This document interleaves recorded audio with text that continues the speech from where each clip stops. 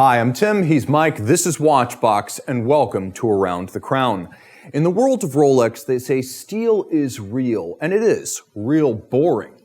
Today, we're gonna flip the script. We're talking precious metals and Rolex watches. Mike, your batting lead off, what comes to mind? Well, it's funny because I'm always a sport guy. And, you know, growing up with Rolex was always the best sport watch in the world. One of the things just so iconic. I've never been the biggest Datejust guy. It's really all about the sports. And in the early days, there was really only one gold sports watch of significance, and it was the Submariner. And if you go back to the 80s, yellow gold Submariner with that blue bezel, with that bright blue dial, like it was a baller's watch. I mean, you were going out, you couldn't miss it. It was loud, it was big for the times. And I've always, to this day, had a real soft spot for gold subs. Now, it's interesting you mention this because you've been in Rolex sales since the 1980s, so these were formative years for you. Yes. Back then, if you were going gold Rolex, I think there were really only two choices for the absolute baller. Full gold Day-Date, Right. full gold Rolex Submariner. And the Rolex Gold Day-Date was probably the most popular watch. It was the president's watch. It was iconic. It was a real gentleman's statement watch at 36. But that sub was big and Yes. bold. And it was that next level of I want to show. And it was really the Rolex of the 80s that really popped that. And it became iconic because of that. Yeah, because back in the 80s, you know, obviously the Day-Date said you had wealth. But if you had a gold Submariner, that said you were a wealthy man of action, an active lifestyle. Right. You'd hit the beach, you played polo, you know, you did all of those expensive things that require a rugged watch to match. So it was not just a statement of means. Obviously you had means if you wore the Day-Date. You just weren't a lounge lizard if you wore the Sub. I like that. Lounge lizards for sure. Let me ask you, this was the first decade you could get a two-tone sub. Who was buying that watch back then? Well, the two-tone sub was very much, and again, that stainless and gold blue dial Submariner was very much that Wall Street crowd, back then it was the yuppies, we called them. Yeah, we want to call the young, obnoxious rich kids millennials these days. Yes. This is old school. This is old school. This is old school. The yuppies back in the day, you know, they were driving the BMWs, wearing the two-tone Rolexes. For sure, that was your up-and-coming generation. The gold subs and the gold sport watches was definitely an older generation. But to your point, like that was the guy who had a house in the Caribbean and really did live outdoors and live the life. Yeah, scuba diving, you know, polo, you know, playing a few rounds of golf because we know they all wear their watches when they do. Of course, like they're not supposed to, but they do. But you know, the thing with the two-tone sub, the 16803 that came about in about 1983, it was sort of like an aspirational statement for the guy who was a yuppie and maybe driving like a 3 Series. Of course. Who wanted to be the partner driving the 7 Series. That guy already had the gold sub. Two-tone said I was on my way up. Correct, 1,000%. But really the precious metal sport has always had a special place in my heart. That's what I wear nowadays. I feel like I arrived because I wear that. I just love that because it's kind of a little outside of the norm of what Rolex is, but still very much Rolex. Now, would you say, ironically, the two-tone sub has become more iconic than the full gold? Because when I think of a precious metal sub, I think of the bluesy look. Yes, I think it has, and it was I still have my original one. I would never get rid of that watch because that really is iconic. But I guess when you think of precious metals, and I always think of the customer because I spent so many years behind the counter doing this, and the trading part was fun, but you got to meet so many cool people who were Rolex guys and who were just into the lifestyle that you met some just fascinating people and really got to understand them by what they wore. Yeah, I mean, that was equally appropriate whether you were, you know, a corporate raider in the 80s or a full hair metal band. I'm going to turn the clock back to the British invasion. So we're going to actually step back about 2 decades in time here. Because for me, when I think precious metal Rolex, I always think of the original 1964 Rolex King Midas. Amazing. I mean, this is a watch that in its day was probably the heaviest watch ever made, wristwatch certainly. It was probably the most expensive Rolex in the catalog at the time, even when they would do, you know, they would honor custom requests. I don't think you could customize any other Rolex watch to cost more than the Midas. I believe it was the first application of a sapphire crystal on a Rolex watch. Right. And on top of all that, it was the original themed boxed set. as they had this full Hellenic scroll across a wonderfully shaped urn that doubled as the box for the watch and its accessories. And it just had such a sense of occasion in yellow gold or white gold. And it was also a design that was so eccentric for the time. Yes. I mean, it was not your classic. And again, Rolex has never been known for wild design, really. I mean, they're basically round and they all kind of look the same, except for that King Midas and some of the princes and those kind of things. But that piece was just iconic. And when you see them today, it just jumps off the page. I mean, it's just an amazing watch, and the weight and the finish and the quality to it. Yes. Like the numbering on the back was hand engraved. I mean, just the little details that they put in that watch. Incredible piece. Yeah, and the other thing about it is that it was so modern in every way, and it's also quirky because when you think of lefty Rolex watch in the 1960s, you're like, oh, I don't know, some sort of special, like, commissioned work piece or maybe a military contract. Nope, it was a dress watch. Yes, very much a dress watch. And of the time, it was much more popular to have dress watches, but that was just a off-the-charts Rolex dress watch. And it was sort of a breakthrough period for Rolex because this was the period during which Rolex began to think about Rolex as a theme for a collection rather than a one-and-done, like, lifelong purchase. This was the era when we started to see Cellini for the first time, when we saw the first of the full gold Submariners late in the decade, and the arrival of the Midas, which was technically speaking not a Cellini at first. It heralded an entire era of Rolex dress watches that are still with us, and Rolex precious metal upscale options that, well, perhaps not brand defining, are still very prominent. Yeah, no, I think it was very distinctive, and it was certainly not typically your first watch. No. Because it was so eccentric and different. It was, I already have a couple Rolexes, but look at this one. It is so unique. And back in that day, that was rare for watches. I mean, there wasn't the habit of collecting and somebody having 10 Rolexes, where today that's so common. Back then it was really, if you had one, if you had two, 3 was a huge collection of Rolex. And if you think about it, it was very different from a lot of the other dress watches out at the time, which overwhelmingly did not feature integrated bracelet case designs, which overwhelmingly did not have sapphire crystals, which were often looked kind of as like frumpy, like right. Middle-aged men or retirement gifts. This was youthful, it was daring, it was edgy. Of course, it had the Greek lettering from Midas on the dial, it had hand-engraved King Midas on the flank, the crown was like a little sun, all the numbers on the back, as you mentioned, were engraved. And it had, of all things, an adopted Piaget movement, the 650, which was ultra-thin in the Piaget tradition. And again, it makes sense that it would be that because the Piaget back then really did make the best dress watches, the thinness, it really was their strength, and the quality was incredible back in the day. And if you see it on the market, insist on the real one, the 9630. There are probably half a dozen other Midas and Cellini Midas references, but the original is the icon. It's worth ponying up to get it. It is very special. You're probably going to have to pay twice the price if it's actually got the boxed set, because that would be almost a unique watch. I hate to say it. It's a rare bird for sure. And in white gold, in my opinion, even more desirable. But here's where the mythology of Rolex starts to seep in, because there are two claims about the watch that I've never been able to validate. First, that it's a Gerald Genta design. It does look like something he would have designed a decade later, but I've never seen an official document, either Rolex documentation, a comment by Genta himself, or a patent filing to actually confirm that he was involved in any way. I haven't heard anything to confirm that. I have heard the rumors over the years for sure.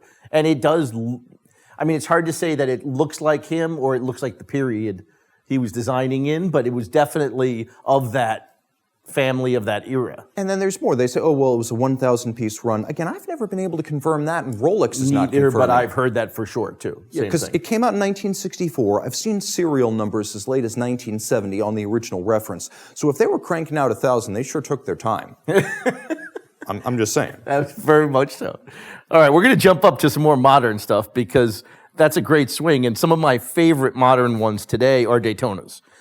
We have a selection of all kinds of things, but to me, precious metal and Daytona just goes together because everybody wants to steal one. So let's turn the clock back to 2012. Let's start there. There you go, Rainbow. Really the first brand to do Rainbow, and now almost everybody does Rainbow. I don't know what the original inspiration was, and it was a little bit taken back when people started with it because it was like, diamonds were one thing. They would do precious stones, but to do a rainbow effect, totally different than anything. Super rare. Never hit the catalog. It was something you really had to apply for. And there's a lot of ambiguity with this watch. Is it for men? Is it for women? Is it a dress watch? Is it a sports watch?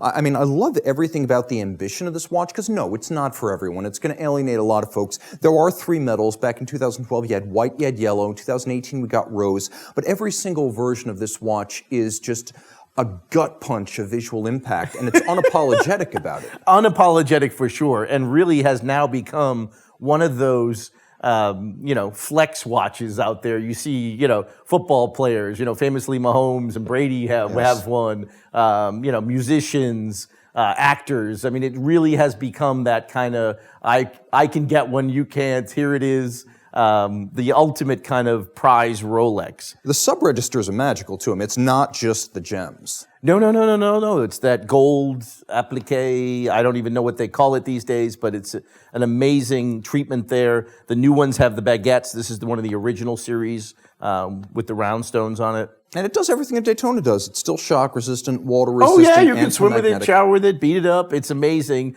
And it really is the theme of the modern, then we went to the real crazies. Okay. Eye of the tiger is what they're calling it. I don't really get it because it really is looking at me, I swear. This is like something Cruella de Vil would wear. 101 Dalmatians died so you could have this watch. And it's amazingly hard to come by. I mean, it's not something I really understand.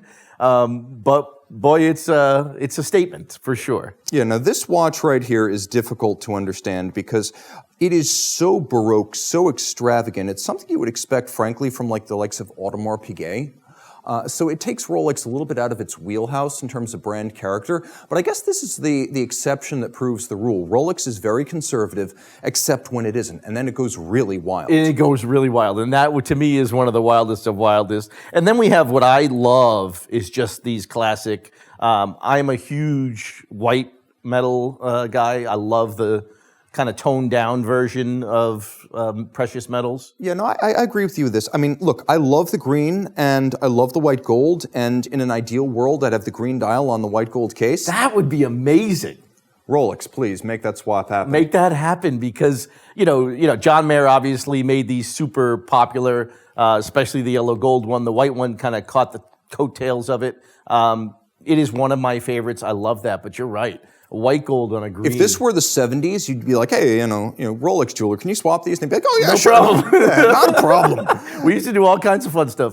But again, the weight on these Daytonas is the other thing I love about precious metal. Yes. The balance feels right to me. Your typical steel Rolex is always a little top heavy just because of the case and the movement is heavier than the bracelet, where you get a much better balance on all gold to me. And these are really fun all these watches, with the exception of the Yacht-Master, are on bracelets. You can pop them on rubber beads and Everest straps and really change the look and the attitude of the watch, particularly with the yellow gold, because on a black rubber strap, that is beastly. Or on a white rubber strap, it's super summer. I mean, white rubber would be Miami Beach, and I think the black would be like Long Island Jones Beach. Love Jones Beach back in the day. Fun pieces, but I always say everything or nothing. I would go all out with the Platinum Daytona, which was the 50th anniversary Cosmograph. Came out in 2013. Very cool, although even then, the model was getting older, and a lot of folks thought, well, special anniversary occasion, we're going to see an all-new Daytona, it's going to be a new reference, No, it was the first Platinum Daytona. Yes. And it's amazing to me, and the only reason I didn't pull one out is we can't keep them in stock today. I mean, it's really crazy how popular that watch has gotten. Again, the feel of it, if you ever get the chance to put one on, incredible. Platinum, I love the weight. The color is so distinctive. Rolex has done a great job keeping that color to platinum.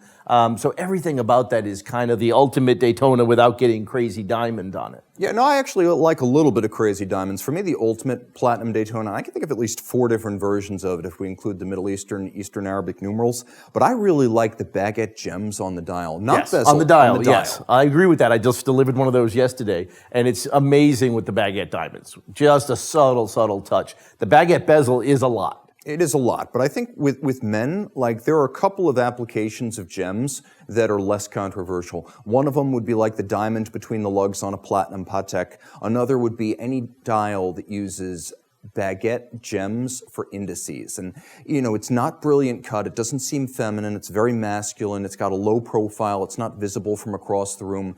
That's really the one that does it for me. If I got a platinum Daytona, I would want the one with the chocolate bezel and the diamond dial. I happen to agree, and I love the fact that they keep the baguette dials for really special pieces. You know, they did it with the Eisenkaisels, they do it with some of the special stone dials and special colors, but they don't do it across the board. And I like that fact that it keeps it rare. And it's one of the best sport watches in that precious metal. I wish Rolex did more platinum pieces. Here's an idea.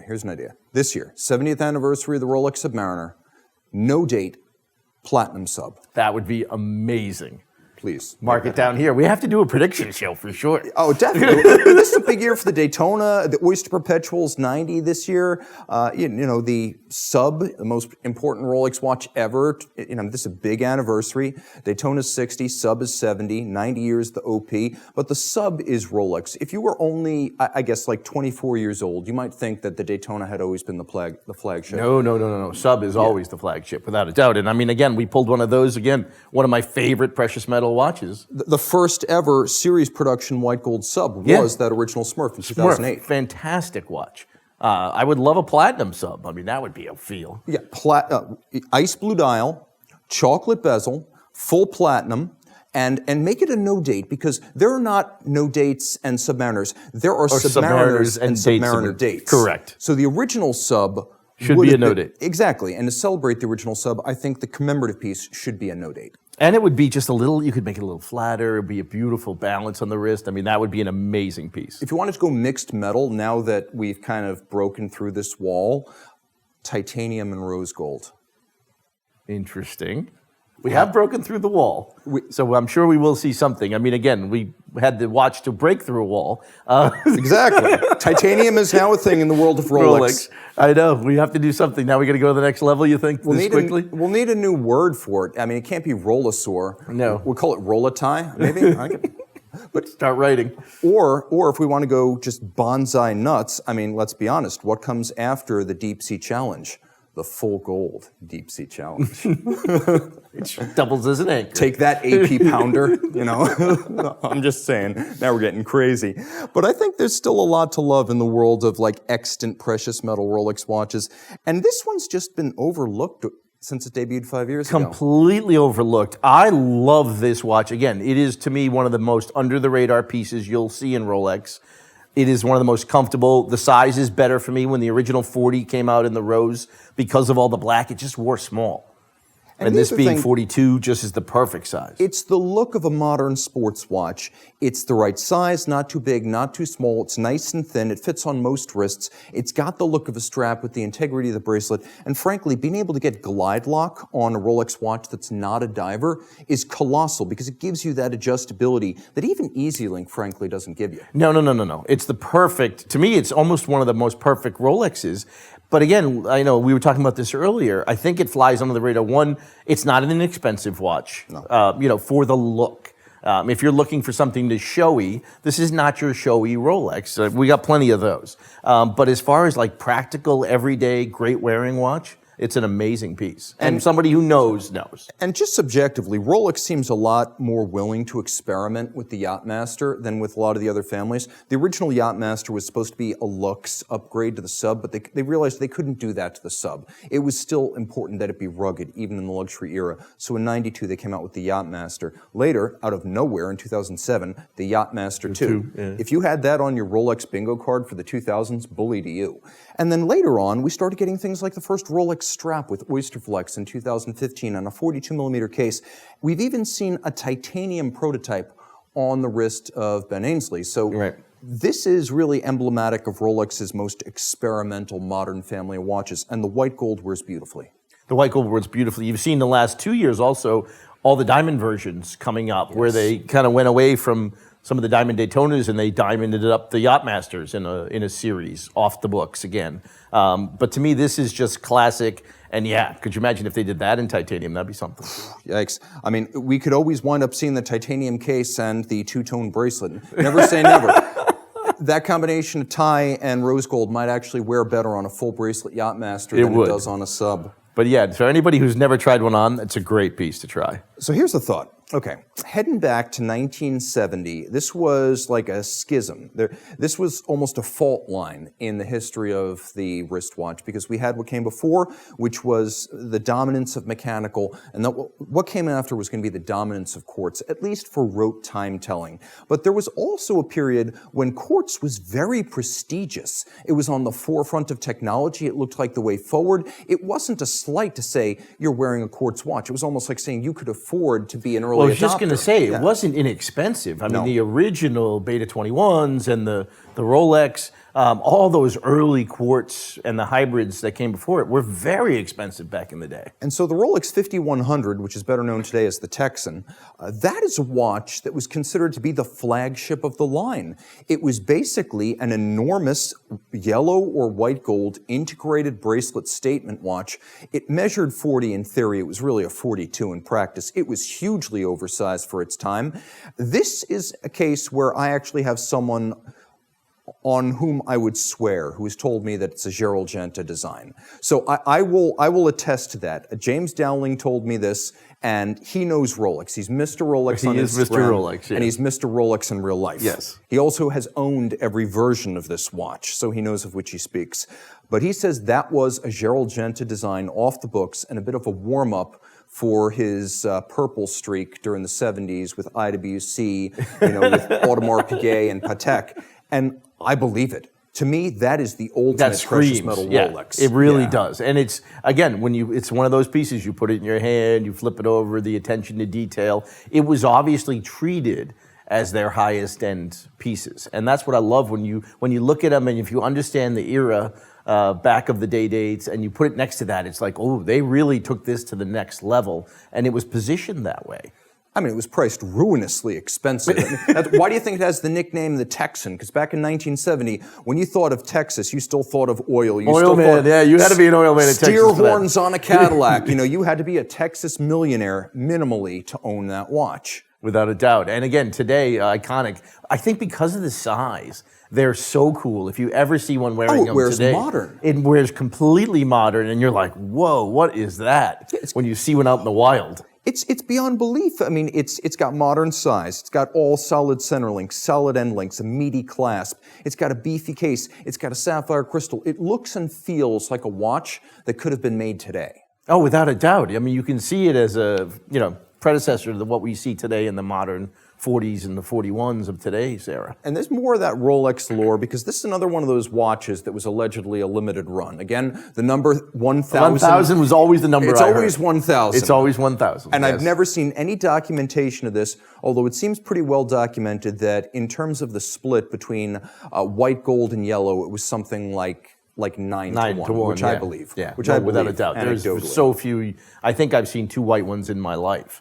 You don't see it. And I would say, realistically, considering how rare and important the watch is, prices are currently still very favorable. Oh, I think they're a bargain. I mean, but again, it's not what people think of unless they're at your level of understanding the significance of it. People don't think about it. They don't go out looking for it per se. One will come across, and sometimes I've seen them in a small auction. You're like, how did that get in there? And they're available. You can find easily a dozen of them for sale online at any given time, white and yellow gold. But I would also say this. Look, at $35,000 to $60,000 for yellow gold, more like, $60 to $85 for white gold, it is still hugely undervalued. And I can remember a time in the not too distant past, I mean, really, back to my college days when people were paying $15,000, $16,000, $17,000 for Paul Newman's 6239 Daytonas. Yes. Like, look, in a very short period of time, the landscape can change. Very quickly. So if you want to buy, oh my gosh, if you want to buy something that's fun now with like room to run for the future, what a way to go. I would agree completely. I think that's one of the most undervalued vintage pieces that's out there today. And it's got soul. Like, people don't realize the Beta 21 is not like the modern, like, lifeless ticking quartz. It has a 256 hertz step down, which means when you put it up to your ear, you can hear it like an Accutron. It sounds like it's rattling. But it has a smooth sweep to the seconds hand. It doesn't declare itself as a quartz. Right.